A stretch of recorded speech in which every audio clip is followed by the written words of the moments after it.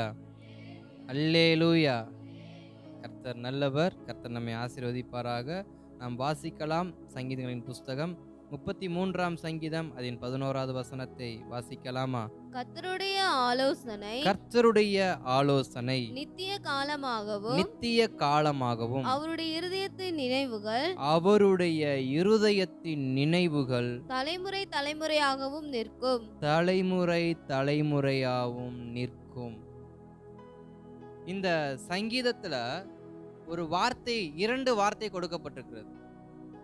ஒன்று கர்த்தருடைய ஆலோசனை, ஒன்று கர்த்தருடைய ஆலோசனை, இரண்டாவது கர்த்தருடைய நினைவுகள். அதுல மூன்றாவது ஒரு குறிப்பு எடுத்துக்கலாம், தலைமுறை தோறும் நினைவு கூறுகிற கர்த்தர்.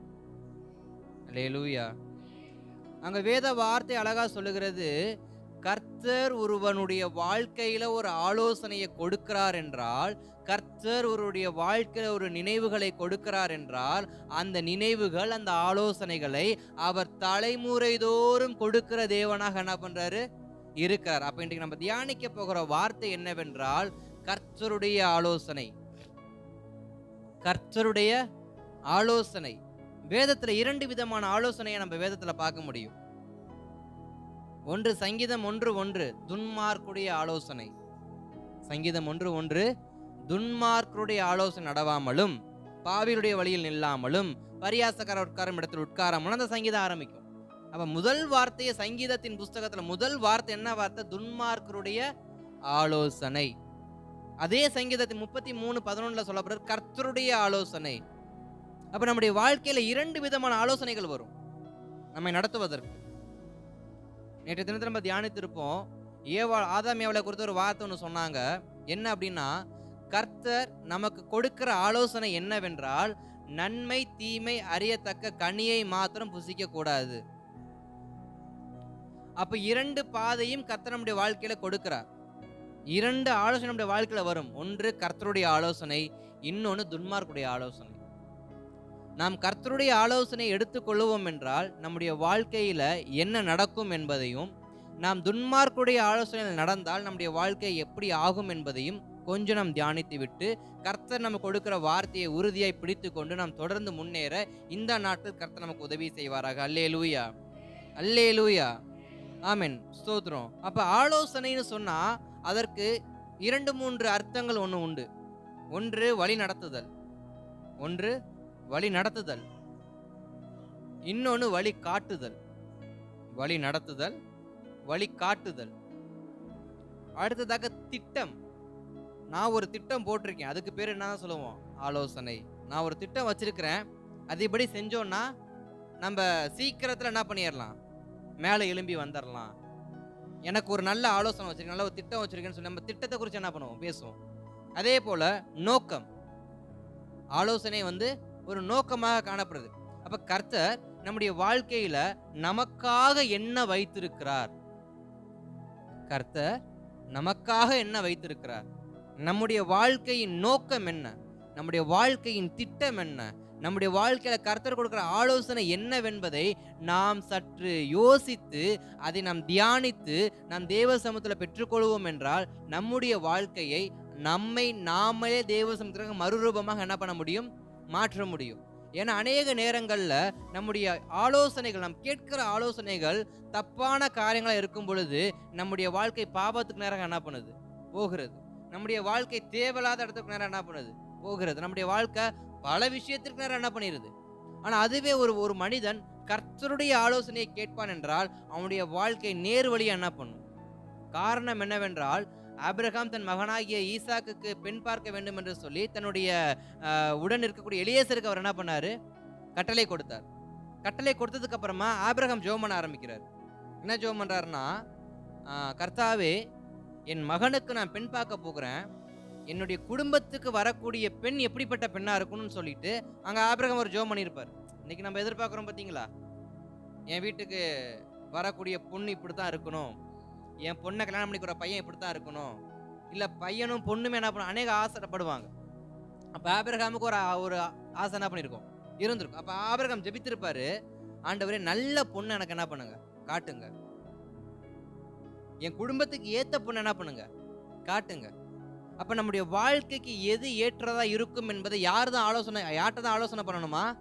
கர்த்தர்கிட்ட தான். அப்ப ஆபிரகாம் ஜெபம் பண்ணியிருப்பாரு. கர்த்தர் எலியேசருக்கு ஒரு வழியை காட்டுறாரு. என்ன வழி அப்படின்னா நேர்வழி. என்ன வழி? நேர்வழி. நேர்வழியாய் எலியேசரை கர்த்தர் நடத்தி ஈசாக்குடைய காரியம், அதாவது தன் எஜமானுடைய காரியத்தை கர்த்தர் செய்ய வைத்தார். எலியேசரை நேர்வழியாய் நடத்தி தன் எஜமானருடையதான வேலையை செய்ய வைத்தார். இன்றைக்கு நம்முடைய எஜமானர் யாரு? கர்த்தராகிய இயேசு கிறிஸ்து. அவருடைய வேலையை செய்யணும்னா நமக்கு யாருடைய ஆலோசனை வேணும்? கர்த்தருடைய ஆலோசனை தான் வேணும். அப்ப நம் நேர்வழியை நடக்க நமக்கு யாருடைய ஆலோசனை தேவைப்படுது? கர்த்தருடைய ஆலோசனை. அப்ப கர்த்தர் கொடுத்த ஆலோசனை தான், ஒட்டகங்களுக்கு தண்ணீர் வார்க்கிற பெண் தான் என்னுடைய எஜமானுடைய மகனுக்கு ஏற்ற பெண்ணு சொல்லி அவங்க என்ன பண்ணாங்க? ஒரு தீர்மானம் எடுத்தாங்க. சரி, இருக்கட்டும். அல்லேலூயா. அப்ப கர்த்தர் நமக்கு கொடுக்கிற ஆலோசனைகளை நாம் எந்த அளவுக்கு கவனமாக கேட்கிறோம் என்பதில்தான் நம்முடைய தீர்மானங்களும் நம்முடைய வாழ்க்கையின் முடிவுகளும் இருக்கும் என்பதை நாம் கொஞ்சம் புரிந்து கொள்ளணும். அல்லேலூயா. அப்படியே திருப்பிக் கொள்ளுங்கள். ஆதியாகமத்தின் புஸ்தகத்துல 22ஆம் அதிகாரத்துல அதன் 1-2 வசனத்தை வாசிக்கலாமா? இல்ல 2-3 வசனத்தை வாசிங்க. அப்பொழுது அவர், உன் புத்திரனும் உன் புத்திரனும் உன் ஏகசுதனும் உன் ஏகசுதனும் உன் நேசகுமாரனுமாகிய உன் நேசகுமாரனுமாகிய ஈசாக்கை நீ இப்பொழுது அழைத்துக் கொண்டு மோரியா தேசத்துக்கு போய் அங்கே நான் உனக்கு குறிக்கும் மலைகள் ஒன்றின் மேல் அவனை தகன பலியாக பலியிடு என்றார். ஆபிரகாம் அதிகாலையில் எழுந்து தன் கழுதையின் மேல் சேனங்கட்டி தன் வேலைக்காரர் 2 பேரையும் தன் குமாரன் ஈசாக்கையும் கூட்டிக் கொண்டு தகன பலிக்கு கட்டைகளையும் பிளந்து கொண்டு தேவன் தனக்கு குறித்த இடத்துக்கு புறப்பட்டு போனான். இப்ப இங்க 2வது வசனத்துல நம்ம ஒரு வார்த்தையை பார்த்தோம். கர்த்தர் ஆபிரகாமுக்கு ஒரு ஆலோசனை கொடுக்கிறார். ஆபிரகாமுக்கு ஒரு வார்த்தையை கொடுக்கிறார். என்ன வார்த்தை கொடுக்கிறாரு? வாக்குத்தத்தம் கொடுத்தாரா? இல்ல நிறைவேற போக வேண்டிய வாக்குத்தத்தத்தின் முடிவை குறித்து எதுவும் பேசினாரா?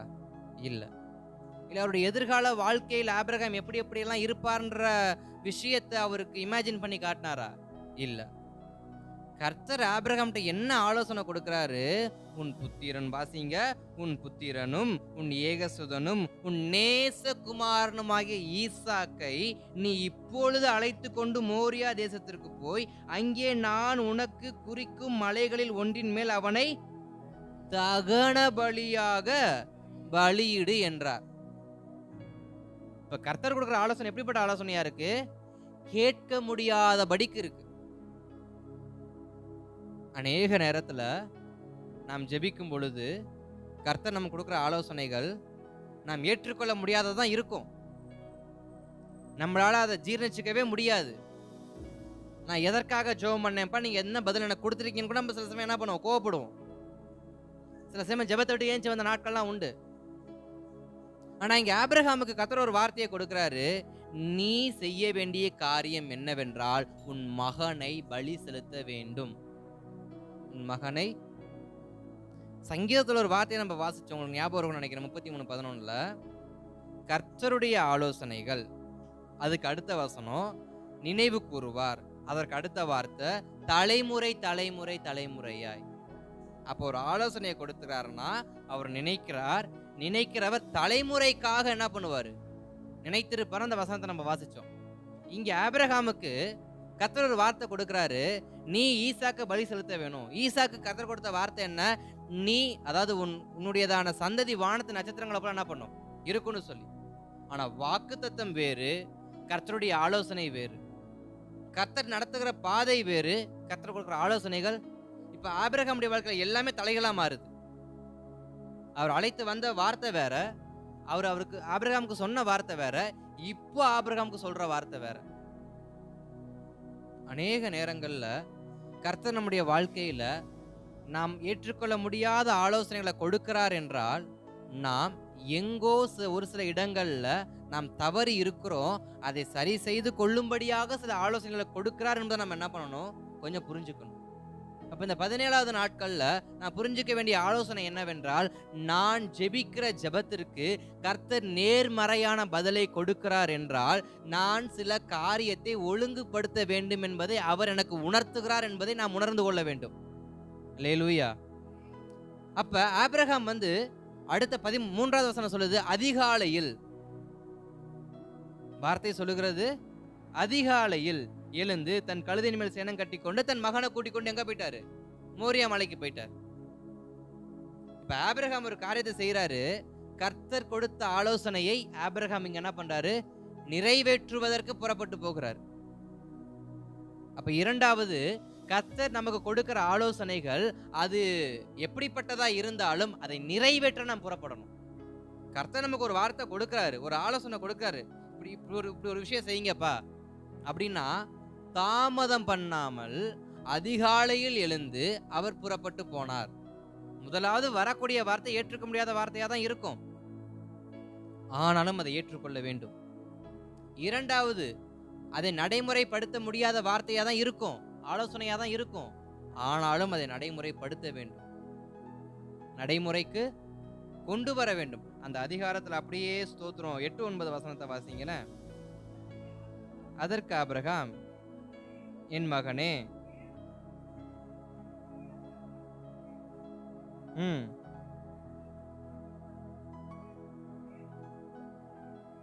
தேவன் அவனுக்கு சொல்லி இருந்த இடத்துக்கு வந்தார்கள். அங்கே ஆபிரகாம் ஒரு பலிபீடத்தை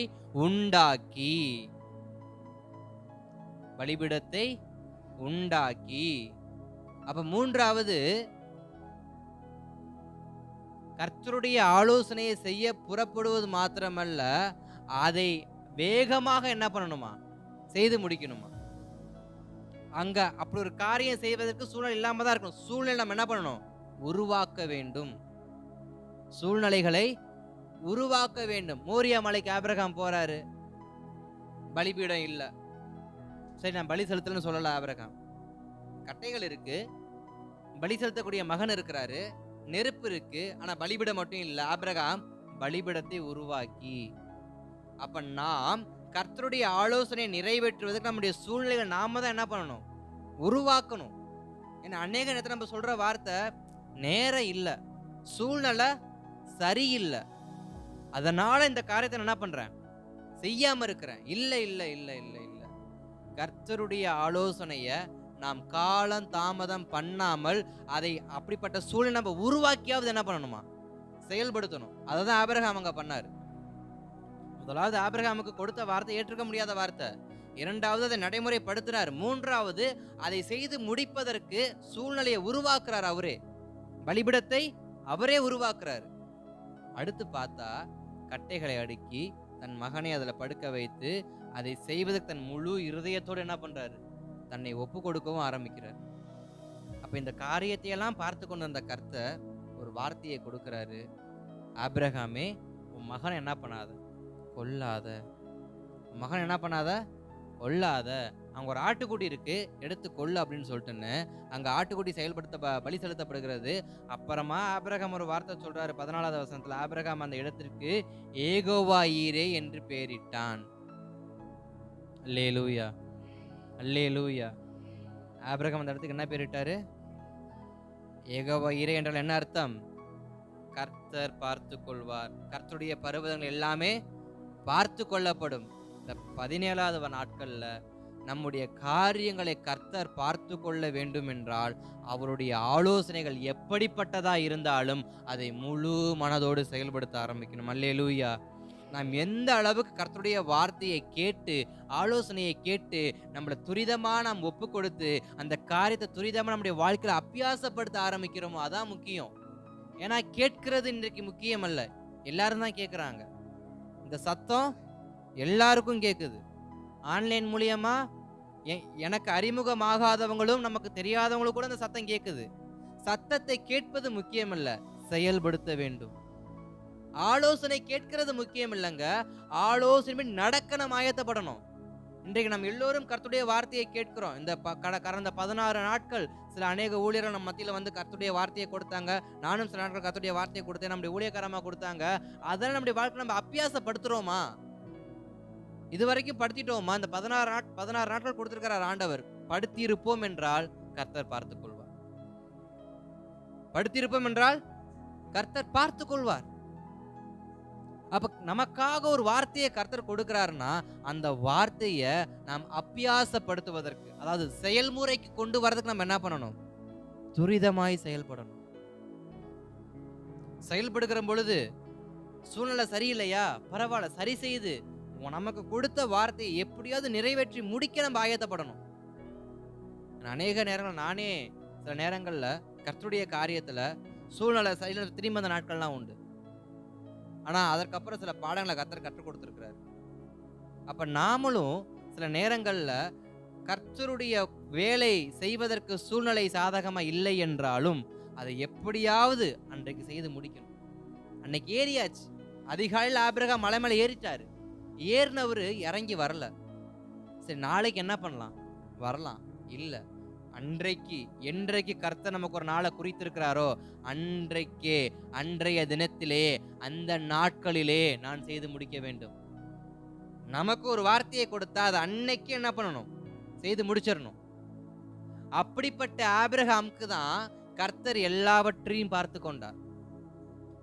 அப்படிப்பட்ட ஆபிரகாமுக்கு தான் எல்லாவற்றையும் கர்த்தர் பார்த்து கொண்டார். அந்த சம்பவத்துக்கு அப்புறமாக தான் ஆபிரகாமுடைய வாழ்க்கையவே கர்த்தர் மாத்துறார்.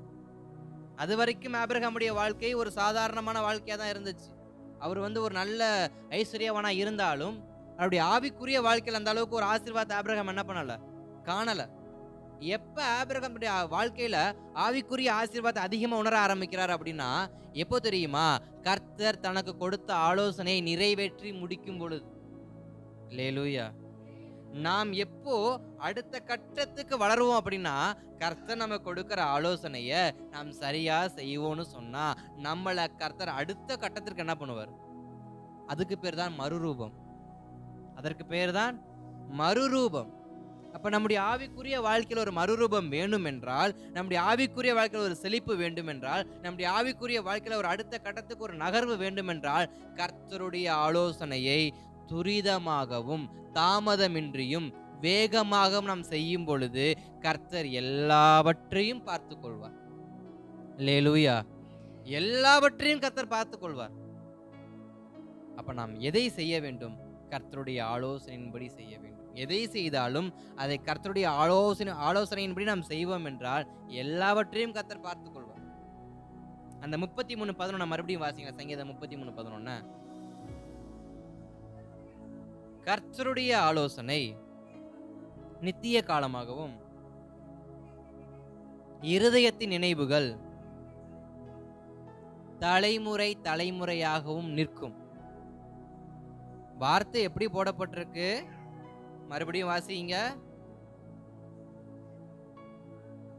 கர்த்தருடைய ஆலோசனை நித்திய காலமாகவும் இருதயத்தின் நினைவுகள் தலைமுறை தலைமுறையாகவும் நிற்கும். ஆபிரகாமுடைய மகன் ஈசாக்குக்கு கர்த்தர் ஒரு கிருபை கொடுத்தார். அந்த காரியத்தை ஆபிரகாமுக்கு கொடுத்த வார்த்தை ஈசாக்குக்கு நிறைவேற்றினாரு. ஈசாக்குக்கு கொடுத்ததை யாக்கோபுக்கு நிறைவேற்றினாரு. யாக்கோபுக்கு கொடுத்ததை யாக்கோபின் பிள்ளைகளுக்கு நிறைவேற்றினாரு. யாக்கோபின் பிள்ளைகள் கொடுத்ததை பிள்ளைகளின் பிள்ளைகளுக்கு. அப்ப தலைமுறை தோறும் கர்த்தர் நம்மை பாதுகாக்க என்ன காரணம்? அவர் ஆலோசனையின்படி அன்றைக்கு ஆபிரகாம் செயல்பட்டதனால. ஆபிரகாமுடைய மகன் ஈசாக்கும் செயல்பட்டாரு. தகப்பனே பரவாயில்லை, என்னைய கர்த்தருடைய சித்தத்திற்கு ஒப்பு கொடுக்கிறேன், அவருடைய வார்த்தைக்கு நீ ஒப்பு கொடுக்கிறேன். அநேக நேரங்கள்ல நம்முடைய சந்ததி ஆசீர்வதிக்கப்படுவதற்கு என்ன தெரியுமா ரகசியம்? வார்த்தை கொடுக்கப்பட்டது ஒருத்தருக்கு, வார்த்தை கொடுக்கப்பட்டது ஆபிரகாமுக்கு மட்டும்தான். ஆனா ஈசாக்கு என்ன பண்ணிக்கிட்டாரு? இணைந்து கொண்டார். ஈசாக்கு என்ன பண்ணாரு? இணைந்து கொண்டார்.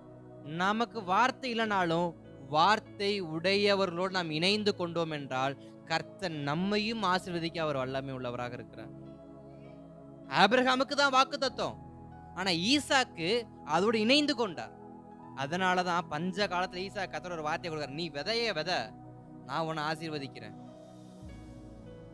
ஈசாக்கு புறப்பட்டு போன மனுஷன் தான், ஈசாக்கு பின்வாங்கி போக நினைச்ச மனுஷன் தான். ஆனா ஈசாக்கு கர்த்தர் ஒரு வார்த்தை கொடுக்கிறாரு, ஈசாக்கே, அன்றைக்கு மோரியா மலையில உன் தகப்பனுக்கு நான் கொடுத்த வார்த்தைக்கு நீ உன்னை ஒப்பு கொடுத்த பத்தியா, உன்னை நான் கைவிட மாட்டேன், நீ இந்த பஞ்ச காலத்துல விதைய வித, நான் உன்னை ஆசீர்வதிக்கிறேன்னு அங்க வார்த்தையை கொடுக்கிறாரு.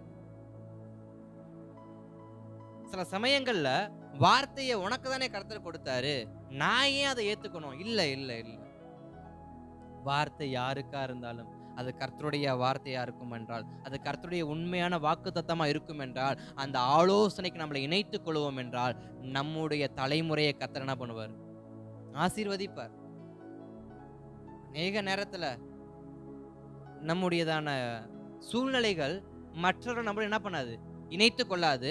நாமும் மற்றவனோட என்ன பண்ண மாட்டோம்? இணைந்து கொள்ள மாட்டோம். அதாவது கர்த்தருடைய ஆலோசனைக்கு என்ன பண்ண மாட்டோம்? இணைந்து கொள்ள மாட்டோம். ஆனா ஈசாக்கு என்ன பண்ணார்? இணைந்து கொண்டார். தகப்பனே, நீர் என்னை பலி செலுத்தும், நான் ஒப்புக்கொள்கிறேன். கட்டையின் மேல ஏறி அவர் படுத்துக்கிட்டாரு. தகப்பன் வெட்டுற வரைக்கும், அப்பா என்னைய வெட்டிராத, என்னைய குத்திராதன்னு சொல்லி திட்டவும் இல்ல, வயசான கிழவான்னு சொல்லி தடுத்து விட்டு ஓடவும் இல்ல. தன்னை கர்த்தர் தன் தகப்பனுக்கு கொடுத்த வார்த்தைக்கு அந்த பிள்ளை என்ன பண்றார்? இணைத்து கொள்ளுகிறார். சபைக்கு கர்த்தர் ஒரு வார்த்தை கொடுக்கிறார் என்றால், சபையின் வார்த்தைக்கு நாம் எல்லோரும் என்ன பண்ணணும்? இணைந்து கொள்ளணும். இணைந்து கொண்டோம் என்றால் வரும் நாட்களில், எப்பொழுது?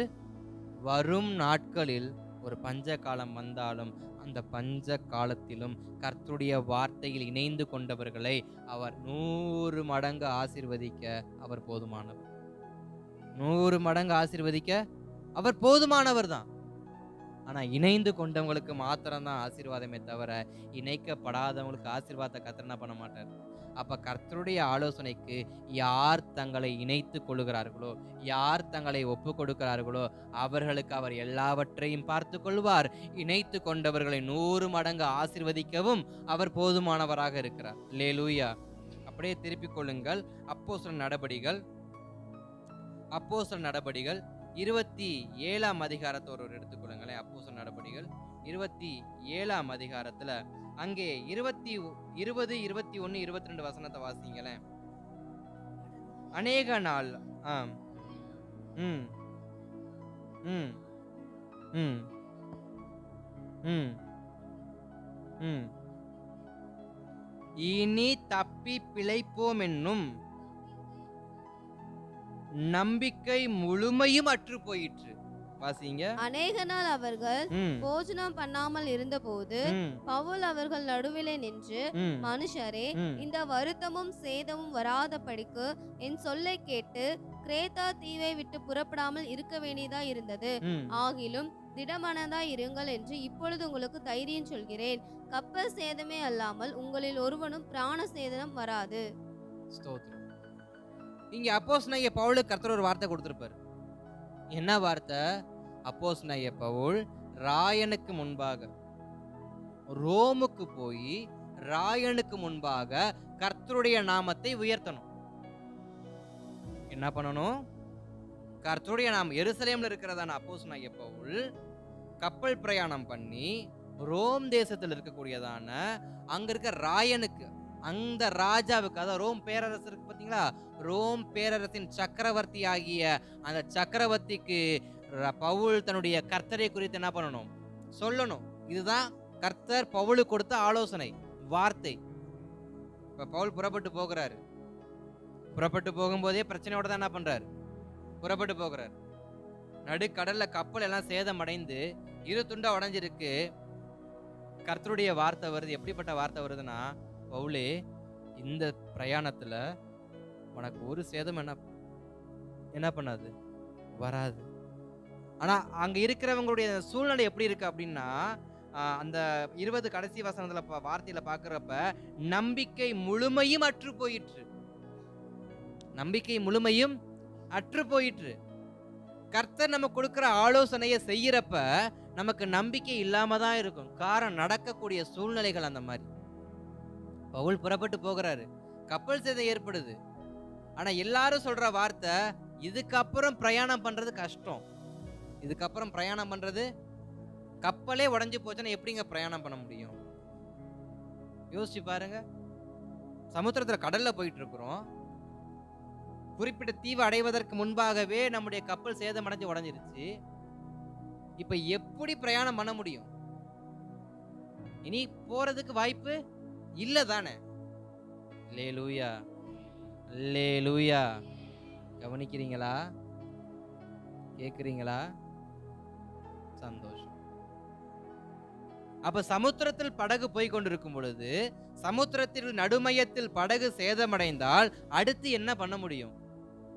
இக்கரைக்கும் போக முடியாது, அக்கரைக்கும் போக முடியாது. அப்ப நம்பிக்கை முடிஞ்சு.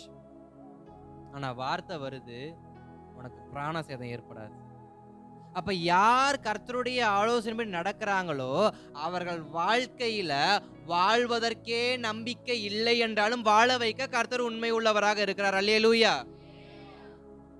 பாடா, இப்பயாவது உயிர் வந்துச்சு.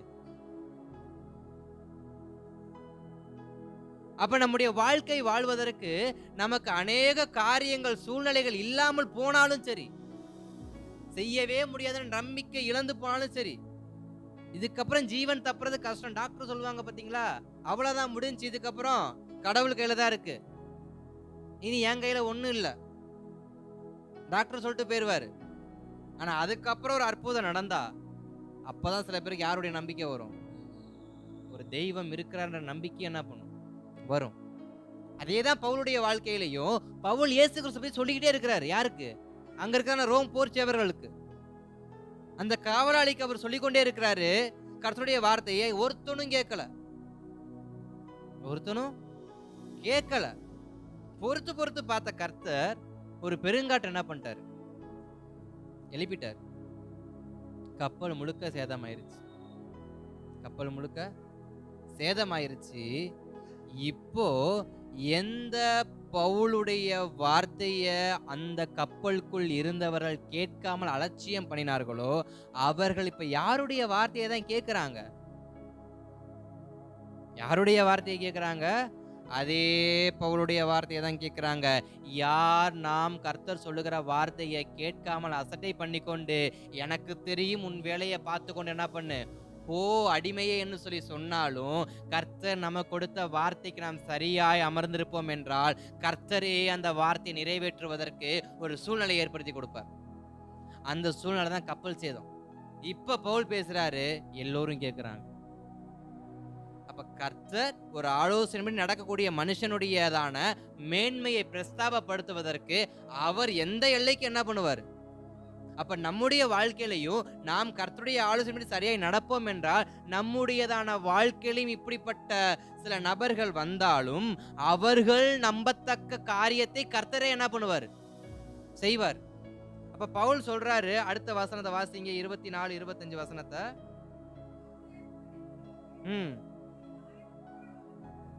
நீ ராயனுக்கு முன்பாக நிற்க வேண்டும்,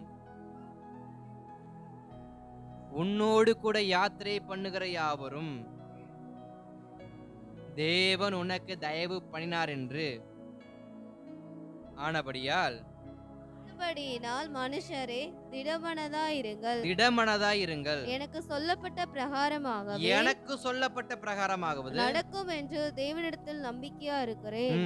ஆயினும் நாம் ஒரு தீவிலே விழ வேண்டியதா இருக்கும் என்றார். ஸ்தோத்திரம். இப்ப நான் சொன்ன மாதிரியே கேக்குறாங்களா? இப்ப கர்த்தர் பவுலு கொடுத்த வார்த்தையின்படியே இப்ப யாரு கேக்குறாங்க? கூட பிரயாணம் பண்ணவங்க, கூட பிரயாணம் பண்ணவர்கள், நம்மோடு இருக்கிறவர்களை நாம் கர்த்தருக்கு நேராக நடத்த வேண்டும் என்றால் நமக்கு தேவையானது ஒன்றே ஒன்று, கர்த்தருடைய ஆலோசனை. கர்த்தருடைய ஆலோசனை. கர்த்தருடைய ஆலோசனையின்படி ஒரு மனிதன் நடப்பான் என்றால் அந்த மனிதன் தன்னோடு கூட இருக்கிற அத்தனை பேரையும் கர்த்தருக்கு நேராக என்ன பண்ண முடியும்? வழி நடத்த முடியும். இதுவரைக்கும் அந்த கப்பலுக்குள் இருந்த எல்லோருமே தனக்கு கட்டளை கொடுத்ததான அந்த ரோமுடைய வார்த்தையை தான் கேட்டாங்க, ராஜாவுடைய வார்த்தையை தான் கேட்டாங்க, தளபதியுடைய வார்த்தையை தான் கேட்டாங்க. ஆனா இப்ப யாருடைய வார்த்தையை கேட்கிறாங்க? பவுலுடைய வார்த்தையை கேட்கிறாங்க. காரணம் என்ன? பவுல் முழுக்க முழுக்க கர்த்தருடைய ஆலோசனையின்படியே தன்னுடைய வார்த்தையை என்ன பண்ணாரு? திறந்து கொண்டு இருந்தார். இப்ப கூட பவுல் அங்க இருக்க சேவர்களுக்கு ஒரு வார்த்தையை சொல்ல காரணம், நம்பிக்கையான வார்த்தையை சொல்ல காரணம் அவருடைய சுயத்தின்படி அல்ல, கர்த்தர் பேசினபடியினால். அநேக நேரத்துல நம்ம மற்றவங்களுக்கு என்ன பண்ணுவோம்? தைரியம் சொல்லுவோம். அதை நம்முடைய சுயத்துல இருந்து சொன்னாக்க அது என்ன பண்ணாது? நிறைவேறாது. நம்முடைய சுயத்திலிருந்து சொன்னா நிறைவேறாது. பலவீனத்தோடு ஒருத்தவங்களை நம்ம பார்க்குறோம், அவங்கள பார்த்தோன்னே நம்ம ஐயோ பாவமேன்னு சொல்லிட்டுன்னு நம்முடைய சுயத்திலிருந்து ஒரு வேத வசனத்தை எடுத்து அவங்களுக்கு வார்த்தையா கொடுத்தா அது நடக்குமா? நடக்கவே நடக்காது. தேவனுடைய வார்த்தை ஒருடைய வாழ்க்கையில நிறைவேறுவதற்கு யாருடைய ஆலோசனை தான் வேணும்? கர்த்தருடைய ஆலோசனை. அவர் எந்த ஆலோசனைப்படி எந்த வசனத்தை மேற்கோள் காட்டுறாரோ அதை நீங்க மேற்கோள் காட்டி ஜெபம் பண்ண சொல்லுங்க. நிச்சயமா வாழ்க்கை மாறும். பவுல் இங்க சொல்றாரு, பவுல் தன்னுடையதான வார்த்தையிலிருந்து பொதுவாகவே ஒரு சேதம் ஏற்பட்டுச்சுன்னா, ஒரு வாகனத்துல போறோம், சேதம் ஏற்பட்டுச்சுன்னா என்ன பண்ணுவோம்? பரவாயில்ல, ஒண்ணும் இல்ல, ஒரு காயமும் இல்ல, நல்லா தான் இருக்கேன். இது எல்லாருமே சொல்ற வார்த்தை தான். அதே வார்த்தை தான் பவுலும் சொல்றாரு. ஆனா பவுல் சொன்ன வார்த்தையில ஜீவன் இருந்தது. பவுல் சொன்ன வார்த்தையில காரணம், அதை கர்த்தர் சொன்னார், அதை இயேசு சொன்னார். நாம் சொல்லுகிற ஒவ்வொரு வார்த்தையும் கர்த்தர் கொடுக்கிற வார்த்தையா இருக்கும் என்றால் அதில் ஜீவன் உண்டு. அதில் அனைவருடைய ஜீவன் காப்பாற்றப்படும், அனைவருடைய வாழ்க்கை மறுரூபமாக்கப்படும்.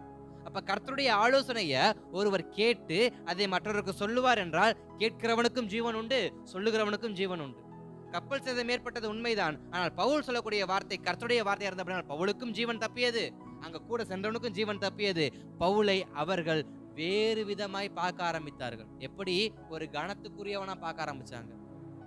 உண்மைதான், இவன் தேவ மனுஷன்தான், யாராலையும் கணிக்க முடியாதவன் கணிச்சது உண்மைதான், யாராலையும் கண்டுபிடிக்க முடியாத தீவன் கண்டுபிடிச்சது உண்மைதான், இங்க இலைப்பாற முடியும்னு கண்டுபிடிச்சது இவன் தான், இங்க நமக்கு ஆகாரம் கிடைக்கணும் கண்டுபிடிச்சது இவன் தான், எல்லாமே இவன் தான். அப்ப இவனை எப்படிப்பட்டவனா பார்க்கணும்? ஒரு கணத்துக்குரியவனா. ஒரு இடத்துல நமக்கு ஒரு கணம் கிடைக்கணும்னா அதுக்கு யாருடைய ஆலோசனை தான் தேவை? கர்த்தருடைய ஆலோசனை தான் தேவை. கர்த்தருடைய ஆலோசனை தான் தேவை. அந்த ஆலோசனை தான் நாட்கள் கடந்து தலைமுறை தாண்டி இன்றைக்கும் என்ன பண்ணுது? நின்று கொண்டிருக்கிறது. பவுலை குறித்து நாமும் பிரசங்கித்துக் கொண்டிருக்கிறோம். நம்முடைய வாழ்க்கையில தேவையானது என்ன? கர்த்தருடைய ஆலோசனை. யாருடைய ஆலோசனை? கர்த்தருடைய ஆலோசனை. கர்த்தர் எனக்கு என்ன சொல்றார்? நம்பிக்கை இழந்தாலும் பரவாயில்ல, கர்த்தர் சொன்ன வார்த்தையை செயல்படுத்த நம்ம சரியா இருப்போம்னா நம்முடைய வாழ்க்கையை மாற்ற அவர் உண்மை உள்ளவரா இருக்கிறார். நம்முடைய வாழ்க்கையில் ஒரு மறுரூபத்தை கொடுக்க அவர் உண்மை உள்ளவரா இருக்கிறார். ஆபிரகாமுக்கு ஒரு வார்த்தை ஆண்டவர் கொடுத்தார். ஆனா ஆபிரகாமால செய்ய முடியாதுதான், ஆனாலும் ஆபிரகாம் செஞ்சார். அதுக்கப்புறம் ஆபிரகாமுடைய ஆவிக்குரிய வாழ்க்கையில் ஒரு பெரிய மாற்றத்தை கர்த்தர் என்ன பண்ணார்? அவ்வளவு பெரிய மாற்றத்தை ஆபிரகாமால பார்த்திருக்கவே முடியாது. ஆனா ஆபிரகாம் கர்த்தர் கொடுக்க காரணம் என்ன? அவர் செய்ய முடியாத காரியத்தையும் செய்ய தன்னை ஒப்பு கொடுத்ததால. ஈசாக்கு அந்த வார்த்தைக்கு இணைந்து போகணும் அவசியம் கிடையாது. ஆனா ஈசாக்கு தன் தகப்பன் ஆபிரகாமுடைய வார்த்தைக்கு இணைந்து கொண்டதால அவன் பஞ்ச காலத்தில் இருந்த பொழுது கர்த்தருடைய ஆலோசனையை செய்யறவனும் ஆசீர்வதிக்கப்படுவான், கர்த்தருடைய ஆலோசனைக்குள்ள இணைந்து கொள்கிறவன் என்ன பண்ணுவான்? ஆசீர்வதிக்கப்படுவான். அப்ப ஈசாக்கு எப்படி ஆசீர்வதிக்கப்படுகிறாரு? அன்றைக்கு மோரியம்ல இணைந்து கொண்டதால பஞ்ச காலத்துல காப்பாற்றப்படுறாரு. இங்க பவுலுடைய வாழ்க்கையில வந்து பாக்குறப்ப பவுலுடையதான வார்த்தையை முதலாவது அற்பமா நினைச்சாங்க. ஆனா பவுல் கர்த்தருடைய வார்த்தையின்படியே பிரயாணத்துக்கு போனதுனால அவர் ஒரு ஆலோசனையை கொடுக்கிறாரு. இங்க உயிர் சேதம் ஏற்பட போறது இல்ல, நம் பிராணனை கர்த்தர் காப்பாற்றுவார். சோ எல்லாரும் தைரியம் என்ன பண்ணுங்க, இருங்கன்னு ஒரு வார்த்தை. ஆனா சொல்றாங்க நம்பிக்கை இல்ல பவுலே, நம்பிக்கை இல்லப்பா. காரணம் பவுல் நீயே பாருப்பா, பிரயாணம் பண்றதுக்கு ஒரு படகும் இல்லப்பா, எப்படிப்பா பிரயாணம் பண்ண முடியும்? சூழ்நிலை இல்லப்பா, நம்ம மூழ்கி போக போறோம்ப்பா. பவுல் சார் இல்ல, கர்த்தர் இந்த வாழ்க்கையில் நம்மை மூழ்கி போக என்ன பண்ண மாட்டார், விட மாட்டார். நான் மூழ்கி போகும்படி கர்த்தர் இங்க நம்மள என்ன பண்ணல, அழைச்சிட்டு. இந்த 21 உபவாச ஜெபம் நம்ம மூழ்கி போறதுக்காக அல்ல, நடுக்கடல்ல நாம் அக்கறைக்கும் போகாம இக்கரைக்கும் போகாம இருப்பதற்காக அல்ல, நம்முடைய தலைமுறை காப்பாற்றப்பட வேண்டும் என்பதற்காக, நம்முடையதான கர்த்தர் நமக்காக வைத்திருக்கிற ஆலோசனை நம்ம செயல்படும் பொழுது நமக்கான திட்டத்தை அவர் செயல்படுத்த வேண்டும் என்பதற்காக தான் இந்த 21 நாட்களை கர்த்தர் நமக்கு என்ன பண்ணியிருக்கிறார், கொடுத்திருக்கிறார். அதனால இது எப்படி முடியுமோ, இனி எப்படி நடக்குமோ, நம்பிக்கை இல்லை என்றாலும் நம்புகிறவர்களுக்கு கர்த்தர் அற்புதம் செய்ய அவர் உண்மை உள்ளவர். அல்லேலூயா. அப்படியே 33வது வசனத்தை வாசிங்க. ம் ம் பவுல் அவர்களுக்கு தைரியம் சொல்லி, ம் நீங்கள் இன்று 14 நாளாய் ஒன்றும் சாப்பிடாமல் பட்டினியா இருக்கிறீர்கள். ம் ஆகையால் போஜனம் பண்ணும்படி உங்களை வேண்டிக் கொள்கிறேன். ம் நீங்கள் தப்பி பிழைப்பதற்கு அது உதவியா இருக்கும். ம் உங்கள் தலையிலிருந்து ஒரு மயிரும் விழாது என்றான். இப்படி சொல்லி அப்பத்தை எடுத்து எல்லாருக்கும் முன்பாகவும் தேவனை ஸ்தோத்தரித்து அதை பிட்டு புசிக்க தொடங்கினான். அப்பொழுது எல்லாரும் திடமனப்பட்டு புசித்தார்கள். ஸ்தோத்திரம். இப்ப பவுல் கர்த்தருடைய ஆலோசனை நடக்கிறதுனால பவுல் அங்க இருக்கிறவங்க என்ன பண்றாரு? தைரியம் சொல்றாரு. பவுல் என்ன சொல்றாரு? தைரியம் சொல்றாரு. எப்படிப்பட்ட தைரியம் சொல்றாரு? அங்க போடப்பட்டிருக்கு, நீங்க 14 நாளாய் சாப்பிடாமல் இருக்கிறீங்க. 14 நாளா நீங்க சாப்பிடாம இருக்கிறீங்க. நீங்க இப்படி இருந்தீங்கன்னா உங்களுடைய பலவீனம் என்ன அதிகமாயிரும். செய்ய வேண்டிய காரியத்தை செய்ய முடியாது. அதனால நீங்க சாப்பிட வாங்கன்றாங்க. அவங்களுடைய நிலைமையை நீங்க பாத்தீங்கன்னா, சாப்பாடு இருக்கு, ஆனா சாப்பிடறதுக்கு மனசு இல்ல. சாப்பாடு இல்லாம சாப்பிடல, இருக்கு, சாப்பிட மனசு இல்ல. எத்தனை வாழ்க்கை இந்த மாதிரி இருக்கு? எல்லாம் இருக்கும், ஆனா அனுபவிக்கிறதுக்கு நமக்கு என்ன பண்ணாது? மனசு வராது. பவுல் சொல்றாரு, தைரியமா இருங்கடா, தைரியமா இருங்க. காரணம் ஏன் தெரியுமா? அவங்க கிட்ட கர்த்தருடைய வார்த்தை இல்லாததுனால அந்த அப்பத்தை கண்ணுக்கு முன்பாக இருந்து எடுத்து சாப்பிட மனசு இல்லை. ஆனா பவுலுக்குள் கர்த்தருடைய வார்த்தை இருந்தபடியினால், பவுலுக்குள் கர்த்தருடைய ஆலோசனை இருந்தபடியினால், பவுல் எடுத்து கூட சாப்பிடுங்கப்பா, நீ கொஞ்சம் சாப்பிடு, நீ கொஞ்சம் சாப்பிடு. அங்க வார்த்தை போடப்பட்டிருக்கு, அப்பொழுது எல்லோரும் திடமனப்பட்டு புசித்தார்கள். திடமனப்பட்டு புசித்தார்கள். நாம் சாப்பிடக்கூடிய ஆகாரம் முதற்கொண்டு நமக்கு நல்ல பலனை தர வேண்டும் என்றால் நாம் கர்த்தருடைய ஆலோசனைப்படி என்ன பண்ணணுமா? நடக்கணுமா? இல்லைன்னா கண்ணுக்கு முன்பாக அப்பம் வைக்கப்பட்டிருந்தாலும் அதை புசிப்பதற்கு நமக்கு மனசு இருக்காது. எல்லாம் நல்லா இருக்கும், ஆனா அனுபவிக்கதான் என்ன பண்ணாது? வாய்ப்பு இருக்கு. ஆனா பவுல்கிட்ட எதுவுமே இல்லை. பவுல் அந்த அப்பத்தை என்ன பண்ணல, கொண்டு அவரு கைதியா தான் போறாரு. ஆனா ஒரு கைதியா போன மனுஷன் அப்பத்தை எடுத்து அதை ஸ்தோத்திரம் பண்ணி ஒவ்வொருத்தருக்கா கொடுக்க கொடுக்க கொடுக்க அவங்க திடப்படுறாங்க. எதுல? இருதயத்தை திடப்படுறாங்க. அநேக இருதயம் இன்னைக்கு எப்படிப்பட்ட இருதயமா இருக்கு? திடமற்ற இருதயமா இருக்கு. வாழ்க்கையே வாழ வேண்டாம், நான் இதுக்கப்புறம் வாழ்ந்து எதையுமே சாதிக்க போறது கிடையாது, இதுக்கப்புறம் நான் இந்த கடலை நீந்தி தப்பிச்சு நான் பொழைக்கிறதெல்லாம் எப்பா எம்பாடுபட்டு நான் வாழ வேண்டியதா இருக்கு. இதுக்கப்புறம் நான் என்ன பண்ணேன்? நீந்தவும் வேண்டாம், வாழவும் வேண்டாம். நான் இப்படியே கடந்தேனாக்க ஏதோ சுறாமீனோ எறாமீனோ என்ன பண்ணும்? தின்னுட்டு அது பாட்டுக்கு போகட்டும், நான் இனி வாழ முடியாது. அநேகர் வாழ்க்கையில் என்ன பண்றதில்ல, முயற்சி பண்றதே இல்லை. இன்றைக்கு நாம் கர்த்தருடைய வார்த்தையை கேட்டு முயற்சி பண்ணுவோம் என்றால் நம் ஜீவன் தப்புவது நிச்சயம். அல்லேலூயா. நாம் கரை சேருவது நிச்சயம். ஏன் கரை சேர முடியல? வாழ்ற ஆசையே பாதி பேத்துக்கு இல்ல. பாதி பேத்துக்கு என்ன இல்ல? அப்போ இருக்கு, எடுத்து சாப்பிட மனசு இல்ல. அப்பம் சாப்பிட்டா தானே பலன் அடைய முடியும். பலன் அடைஞ்சா தானே அடுத்து என்னன்னு யோசிக்க முடியும். சில பேரை ஒரு 10 நாளா சாப்பாடு போடாம விட்டு பாருங்க, கண்ணு சொருகி மூளை வேலை செய்யாம அப்படியே ஒரு மாதிரி இருப்பாங்க, பித்து பிடிச்ச மாதிரி. ஒரு வேலையும் செய்ய முடியாது. ஆனா ஒரு வேளை ஆகாரம் சாப்பிட்டு கொடுத்து பாருங்க, கண்ணு பளிச்சுன்னு தெரியும். சில பேர் சொல்லியிருப்போம், நான் சொல்லியிருக்கேன், நல்லா பசியா இருக்கும், கண்ணே மங்களாயிரம், எனக்கு அப்படியே இந்த மாதிரி மங்களாயிரம். வீட்டுக்கு போய்ட்டு எங்கள் மனைவி நல்லா சமைச்சு வச்சிருப்பாங்க, அப்படி சாப்பிட்ட வேத்து கண்ணு பளிச்சுன்னு ஆகும் பாருங்க. அது மாதிரி இங்க பவுல் சொல்றாரு, நீ சாப்பிடு, உன் கண்ணு என்ன பண்ணும் தெரியும். அதுக்கு யாருடைய ஆலோசனை தான் தேவைப்படுது? கர்த்தருடைய ஆலோசனை தான் தேவைப்படுது. அப்போ அவருடைய வாழ்க்கை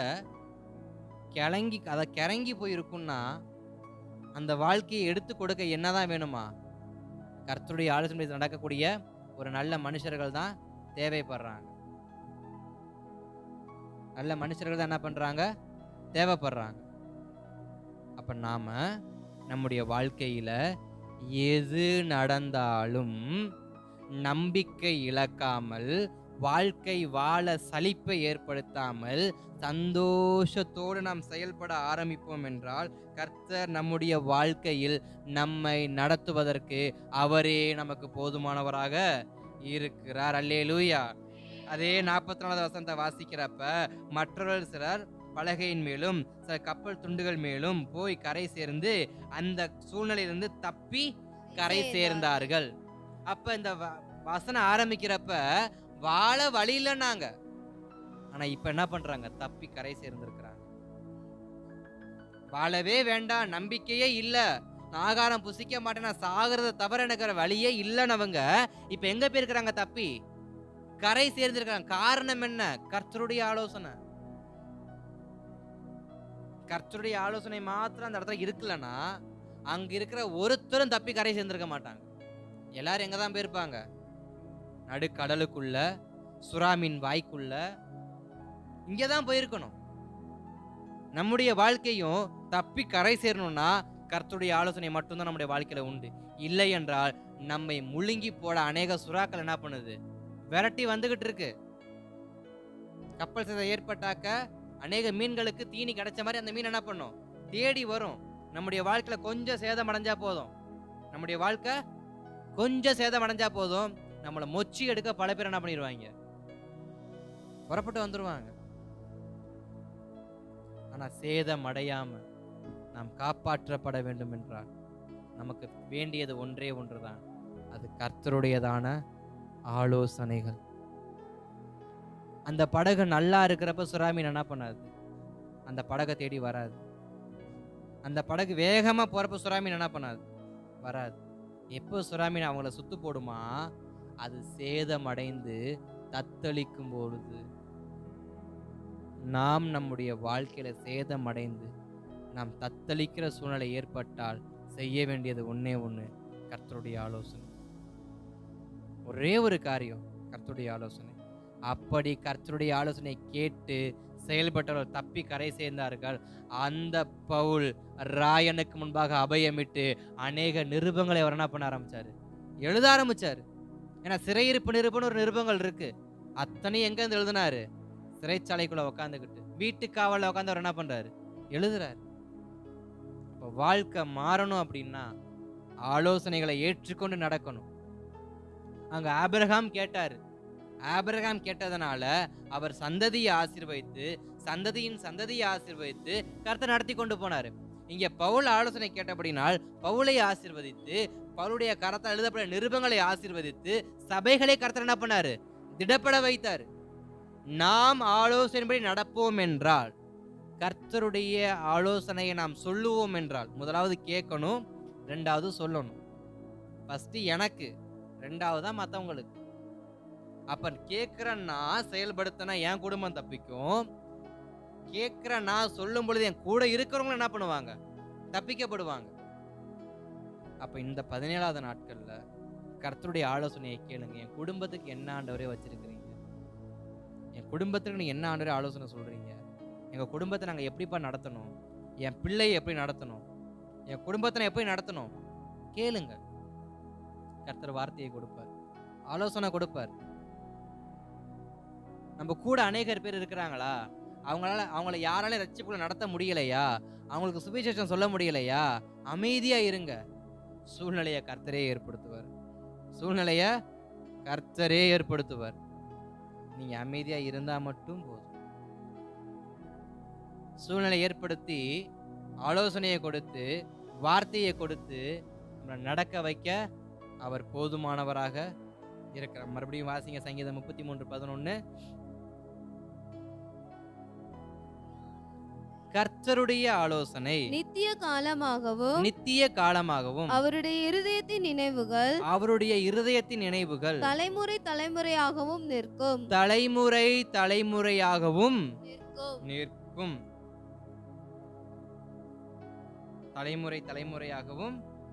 நிற்கும். அப்போ நம்முடைய தலைமுறை காக்கப்பட, நாமல்ல நம்முடைய சந்ததி காக்கப்பட, இன்றைக்கு கேட்க வேண்டிய ஒரே ஒரு காரியம் கர்த்தருடையதான ஆலோசனைகள். அன்றைக்கு மாத்திரம் ஆதாமும் ஏவாளும் கர்த்தருடைய ஆலோசனையை கேட்டிருந்தாங்கனாக்க தலைமுறைகள் சந்தோஷமா என்ன பண்ணியிருக்கும், வாழ்ந்திருக்கும். நான் சொல்ல வர்றது புரியும்னு நினைக்கிறேன். நாம ஒழுங்கா வாழ்ந்தா நம்முடைய சந்ததி என்ன பண்ணும், நல்லா இருக்கும், காப்பாற்றப்படும். தலைமுறை தலைமுறை கர்த்தர் நம்முடைய சந்ததியை காப்பாற்றுவார்.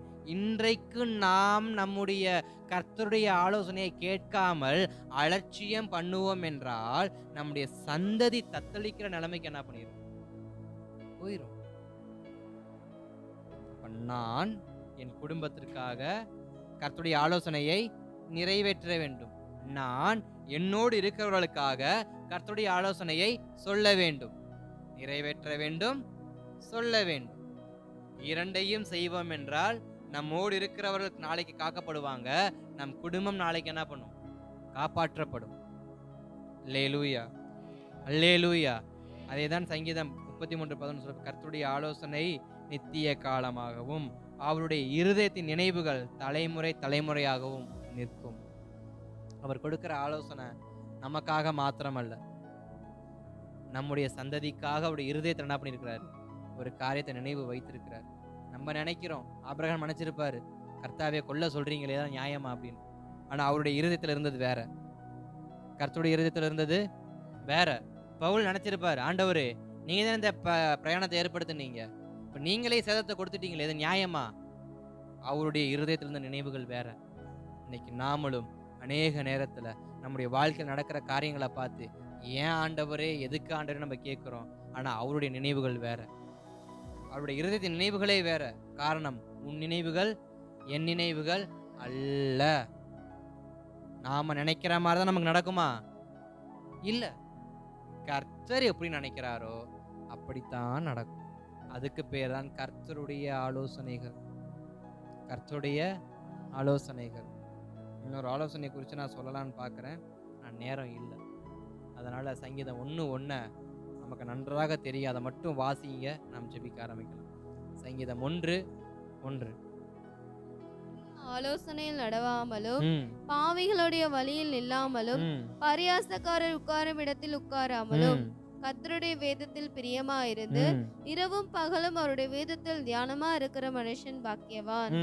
அவன் செய்வதெல்லாம், அவன் நீர்க்கால்களில் ஓரமாய் நடப்பட்டு தன் காலத்தில் தன் கனியை தந்து இலை உதிராதிருக்கிற மரத்தை போல் இருப்பான். அவன் செய்வதெல்லாம் வாய்க்கும். துன்மார்க்கரோ அப்படி இராமல் காற்று பறக்கடிக்கும் பதரை போல் இருக்கிறார்கள். ஆகையால் துன்மார்க்கர் நியாய தீர்ப்பிலும் பாவிகள் நீதிமான்களின் சபையிலும் நிலை நிற்பதில்லை. கர்த்தர் நீதிமான்களின் வழியை அறிந்திருக்கிறார், துன்மார்க்கரின் வழியோ அழியும். அங்க துன்மார்க்கர்னு போட்டிருக்க வார்த்தையை மாத்திரம் பக்கத்துல இருக்க வார்த்தையை சேர்த்து வாசிங்க. முதல் வசனத்தை துன்மார்க்கர் பக்கத்துல என்ன வார்த்தை போட்டிருக்கு, அடுத்த துன்மார்க்கர் எங்க இருக்கு?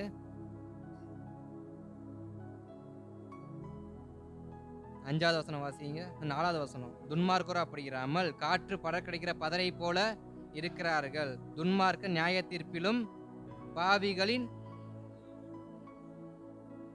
அப்ப துன்மார்க்க ஆலோசனையை கேட்கிறப்ப நம்முடைய வாழ்க்கை எப்படிப்பட்ட வாழ்க்கையா இருக்குமா? காற்றால் பறக்கடிக்கிற பதரை போல இருக்குமா? கர்த்தருடைய ஆலோசனையை கேட்டா வாழ்க்கை செழிக்கும்.